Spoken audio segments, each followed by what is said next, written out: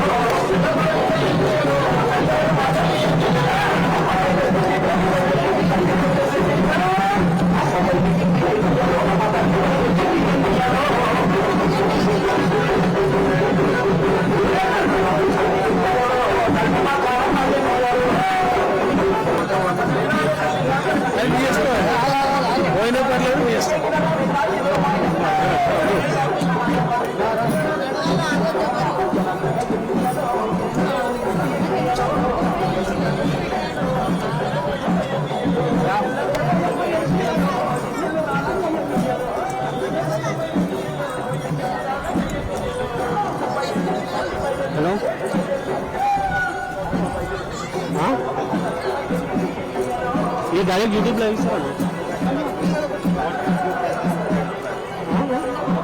ప్రస్తుతం మనతో పాటు ఉన్నారు జగదాంబ అమ్మవారి టెంపుల్ చైర్మన్ అయినటువంటి ఆకుల చంద్రశేఖర్ గారు. చంద్రశేఖర్ గారు నమస్తే అండి.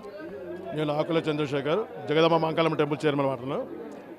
మరి ఈరోజు రెండో పూజ సందర్భంగా చాలామంది భక్తులు కూడా చుట్టుముట్టు ప్రాంతాల నుంచి ఒక కోరికలు నెరవేరినందుకు మొక్కులు నెరవేర్చుకుని ఇచ్చేశారు. తప్పకుండా మేము మా ఒక కమిటీ ట్రస్ట్ తరఫున ఎన్ని అయితే సౌకర్యాలు కల్పించాలో వివిధ డిపార్ట్మెంట్తో కలుపుకొని వాళ్ళని కోఆర్డినేట్ చేసుకొని ఈరోజు ఈ యొక్క పూజా కార్యక్రమం మొదటి పూజ గ్రాండ్ సక్సెస్ ఏందో దానికంటే డబల్ గ్రాండ్ సక్సెస్ ఈరోజు చేయాలని మా ఒక సంకల్పం, మా ఒక ఆశ. మొత్తంగా ఎంతమంది భక్తులు వస్తున్నారు అనుకోవచ్చు మీరు? దాదాపు 9 పూజలకు గత సంవత్సరం 25 నుంచి 30 లక్షలు వచ్చారు. ఎవరేజ్గా ప్రతి ఒక్క పూజకు 2.5 నుంచి 3 లక్షల భక్తులు ఇచ్చేస్తారు. ఎందుకంటే మహిమగల అమ్మ తెలంగాణ ప్రాంతంలోనే మొట్టమొదటగా బోనాలు జరుపుకున్నది ఈ యొక్క గోల్కొండ ప్రాంతంలోనే. మరి చివరి బోనం కూడా 9వ పూజ కూడా ఇక్కడనే జరుగుతుంది. ఫస్ట్ పూజ నుంచి 9వ పూజ మధ్యలో వివిధ ప్రాంతాల్లో హైదరాబాద్ సికింద్రాబాద్లో అక్కడ బోనాలు జరుగుతాయి. మన 9వ పూజ ఆగస్టు 13 ఉంటుంది. మన భక్తులతో విజ్ఞప్తి ఏంటంటే ఇక్కడ అమ్మవారి దర్శించుకొని వచ్చేటప్పుడు మీరు పాదరక్షకులు కింద నిడవాలి, ఇంక వేసుకోకుండా వస్తే చాలా మంచిది. ఎలా అయితే మనం శబరిమల మళ్ళీ అయ్యప్పలు ఇలా దీక్ష చేసుకొని 40 రోజుల పాటు పాదరక్షకులు లేకుండా చేస్తారో, ఎవరైతే పాదరక్షకులు లేకుండా ఇక్కడ అమ్మవారిని దర్శించడానికి వస్తారో తప్పకుండా అమ్మ వాళ్ళ మీద ఇంకా ఎక్కువ ఒక ఆశీస్సులు ఉంటాయని చెప్పి ఈ సందర్భంగా మన భక్తులకు తెలియజేసుకుని థ్యాంక్ యూ.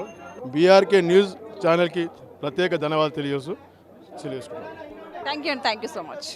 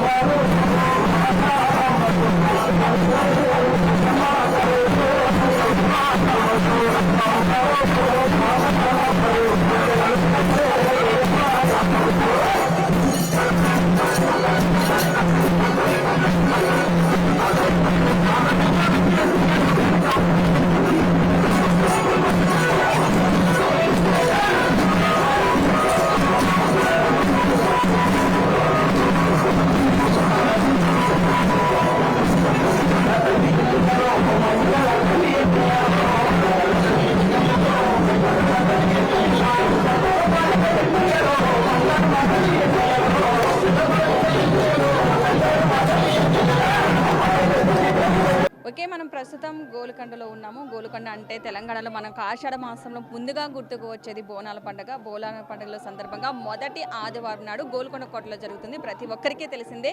ప్రస్తుతం మనతో పాటు ఉన్నారు పోతురాజులు. అంటే మనం ఎక్కువగా చూస్తూ ఉంటాం గోల్కొండ బోనాలకు వచ్చినట్టు మనకి మొదట కనిపించేది వీరు కోలాటాలతోనే మనకి గోల్కొండలో ఈ బోనాల పండుగ స్టార్ట్ అయిందని అనుకోవచ్చు. ప్రస్తుతం మనతో పాటు విజయ్ పోతురాజు గారు ఉన్నారు, వారితో మాట్లాడదాం. నమస్తే అండి. అమ్మ నమస్కారం అమ్మ. బోనాల శుభాకాంక్షలు, ఆషాఢ మాసం శుభాకాంక్షలు అందరికీ, మీకు మీ ఛానల్ వాళ్ళకి అందరికీ శుభాకాంక్షలు అమ్మ. చెప్పండి, మీరు ఎన్ని సంవత్సరాల నుంచి ఈ పోతురాజు వేషం వేసుకుంటున్నారు? ఈ పోతురాజు చేయబట్టి నేను 33 ఏళ్ళ నుంచి పోతురాజు తయారవుతున్నా. ఈడ గోల్కొండలో చేయబట్టి 25 ఏళ్ళు అవుతుంది నాకు.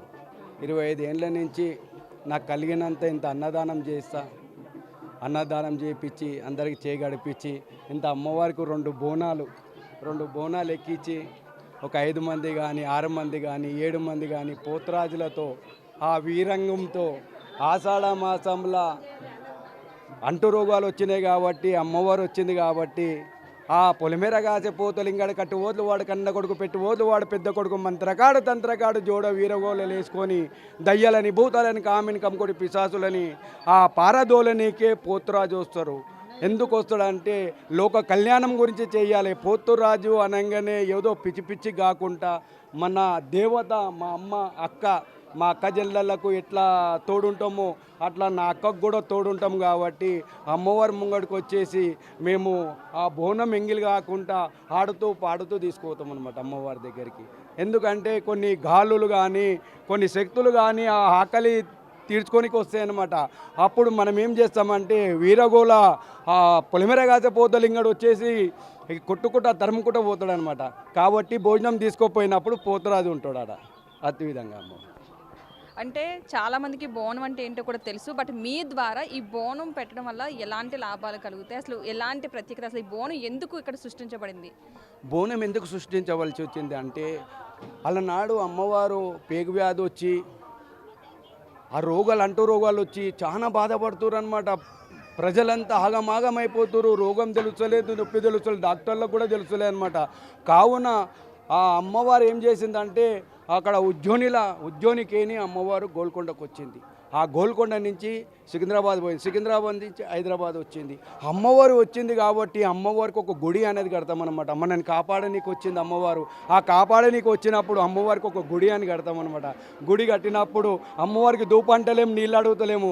అమ్మ నన్ను కాపాడనీకి వచ్చింది, ఆ అమ్మవారికి ఇంత నైవేద్యం తీసుకోవద్దా అని చెప్పేసి చక్కని కుండ తీసుకొచ్చి దానికి సున్నం రుద్ది బొట్లు పెట్టి అలంకారాన్ని చేసి మూతికి ఇట్లా బట్ట కట్టుకొని, ఎందుకంటే తుప్పిలు పడతాయి కాబట్టి నోటికి ఇట్లా బట్ట కట్టుకొని అమ్మవారి బోనం తయారు చేసి ఆ పసుపు కుంకుమతో అలంకారం చేసి అమ్మవారికి అన్నం వేసి లోపల అన్నం వేసి ఒక కొయ్యగూర అని వేస్తారన్నమాట. కొయ్యగూర వేసేసి అందులో ఇంత బెల్లం వేస్తాము.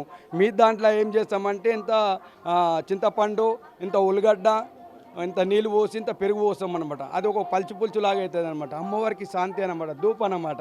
ఇప్పుడు అన్నం తిన్నప్పుడు మనకి ఏటా కావాలి, అన్నం కావాలి, లేదా ధూప కావాలి. కాబట్టి అమ్మవారికి అట్లా నైవేద్యం అనేది ఆ సంవత్సరానికి ఒకసారి మమ్మల్ని కాపాడినవమ్మా, మమ్మల్ని కరుణించినవమ్మా, లోకకర్తం గురించి అమ్మవారు కాపాడనీకి వచ్చింది కాబట్టి అమ్మవారికి ఒక భోజనం తీసుకుపోతాం అనమాట. ఎంత కష్టపడి అమ్మవారికి ఒక ముద్ద ఖాళీ ఆమె చూస్తుంది అంతే, కానీ ఆమె తినది. అందరు అనుకుంటారు ఈ ఆటలు కోస్తున్నారు, దున్నపోతులను కోస్తుంటారు, అమ్మవారి శక్తి అది ఇది అంటుంటారు. అమ్మవారి శక్తి కాదు. అమ్మవారు అనేది ఏంటంటే కొన్ని శక్తులు ఉంటాయి అమ్మవారి దగ్గర, కొన్ని శక్తులు ఉంటాయి కాబట్టి ఆ శక్తులకి బలిస్తాం అనమాట.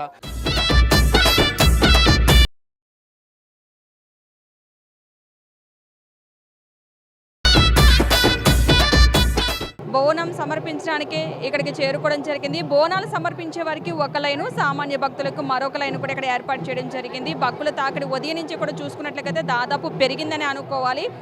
ఉదయం అయితే కాస్త తక్కువ అనిపించినా సరే కాస్త 11 తర్వాత నుంచి మనం చూసుకుంటే కనుక భక్తుల తాకిడి చాలా ఎక్కువగా అవుతుంది. మధ్యలో కొంత స్టాప్ కూడా చేయడం జరిగింది, ఎందుకంటే అక్కడ చాలా కిక్కిరిసిపోయారు భక్తులందరూ కూడా. దానివల్ల మధ్యలో లైన్ ఆఫ్ చేయడం జరిగింది. రైట్, మనం చూస్తున్నాం పోతురాజులు కూడా వస్తూ ఉన్నారు. ఇక్కడ ఆల్రెడీ అమ్మవారు బోనాలు సమర్పించడంతో పాటు అమ్మవారి విగ్రహాలు కూడా మోసుకెళ్లే వాళ్ళు కూడా చాలామంది ఉన్నారు. పోతురాజు కూడా చాలామంది ఉన్నారు. అదేవిధంగా మనం పోతురాజుల విన్యాసాలు అయితే ఒకసారి చూద్దాం. ఇక్కడ పోతురాజులు కూడా రావడం జరిగింది. ఇక్కడ పోతురాజుల విన్యాసాలు అయితే మనం చూసినట్లయితే కనుక అమ్మవారి దగ్గరికి పోతురాజులు అయితే రావడం జరిగింది. రైట్, ఇక్కడ మనం భక్తుల తాకిడి చాలా ఎక్కువగానే ఉందని అనుకోవాలి. ఎక్కడికక్కడ ఏర్పాట్లు చేసినా సరే తాకిడి అయితే ఎక్కడా కూడా తగ్గలేదు. మనకి బోనాలు సమర్పించే వారందరూ కూడా ఒక లైన్లో వెళ్తున్నారు, సామాన్య భక్తులు కూడా మరొక లైన్లో అయితే వెళ్తున్నారు. ప్రతి సంవత్సరం కూడా ఇక్కడ బోనాలు సమర్పించే భక్తుల సంఖ్య అయితే పెరుగుతుంది అని సరి చెప్పడం జరుగుతుంది. ఏ సంవత్సరానికి ఆ సంవత్సరానికి అమ్మవారికి బోనాలు సమర్పించే సంఖ్య అయితే పెరుగుతూనే ఉంది. దాదాపుగా చాలామంది భక్తులు అయితే చెప్తూ ఉన్నారు, చాలా సంతోషంగా ఉంది, అమ్మవారిని దర్శించుకోవడం, బోనం సమర్పించడం వల్ల మేము అనుకున్న కోరికలు నెరవేరుతున్నాయంటూ కూడా చాలామంది భక్తులు అయితే చెప్తూ ఉన్నారు. అదేవిధంగా ఇక్కడ కొంతమంది భక్తులు అయితే ఉన్నారు, వారితో మాట్లాడే ప్రయత్నం అయితే చేద్దాం. ప్రతి ఒక్కరూ కూడా అమ్మవారిని దర్శనం చేసుకోవాలంటూ కూడా వెళ్తూ ఉన్నారు. మనం చూసుకున్నట్లయితే తెలుస్తూ ఉంది ఎంతమంది భక్తుల తాకిడి ఇక్కడ కనిపిస్తూ ఉందో. ప్రతి ఒక్కరు కూడా అమ్మవారిని దర్శనం చేసుకోవాలంటూ కూడా వెళ్తూ ఉన్నారు, కానీ చాలా ఎక్కువగానే ఉందనుకోవాలి. గత ఏడాదితో పోలిస్తే ఈ సంవత్సరం అయితే కనుక అమ్మవారిని దర్శించుకోవడానికి వచ్చిన భక్తుల సంఖ్య అయితే చాలా ఎక్కువగానే ఉంది. ఎక్కడికక్కడ అధికారులు అయితే ఏర్పాట్లు చేస్తూనే ఉన్నారు. అయినా సరే తాకిడి ఎక్కువగా ఉన్నట్లయితే మనకి స్పష్టంగా కనిపిస్తుంది.